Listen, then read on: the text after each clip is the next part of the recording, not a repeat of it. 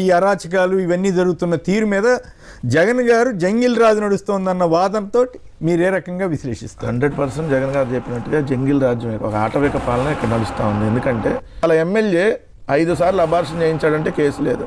No police. కారులో rape చేశాడంటే case లేదు. No police. ఏదైతే మహిళా ప్రిన్సిపాల్ని ఏదైతే లైంగికంగా వేధిస్తున్నాడు వాట్సాప్ కాల్స్ చేసంటే దానికి కేసు లేదు. No police. Nazeer Guntur east MLA Nazeer మీద ఏదైతే కేసు లేదు. No police. Srikalahasti MLA Bojjala Sudheer Reddy మీద అదే కూటమిలో ఉన్న నాయకులను నా ప్రైవేట్ వీడియోలు తీశాడంటే ఇప్పటి వరకు కేసు లేదు. No police. సచివేడ్ ఎమ్మెల్యే ఆదిమూలం మీద కేసు లేదు. No police.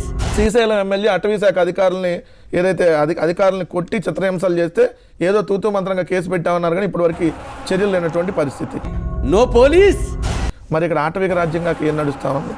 దీన్నే కదా మన ఆటవిక రాజ్యం అనేది. ఓ పక్క చూస్తే వైఎస్ఆర్ కాంగ్రెస్ పార్టీ నాయకులు ఫ్లెక్స్ పెడితే కేసు, ఏదైతే బర్త్డే కేక్ కట్ చేస్తే కేసు, కోడిని కోస్తే లేకపోతే మేకను కోస్తేనో ఏది అమ్మవారికి బలిస్తేనో దాని మీద కేసు.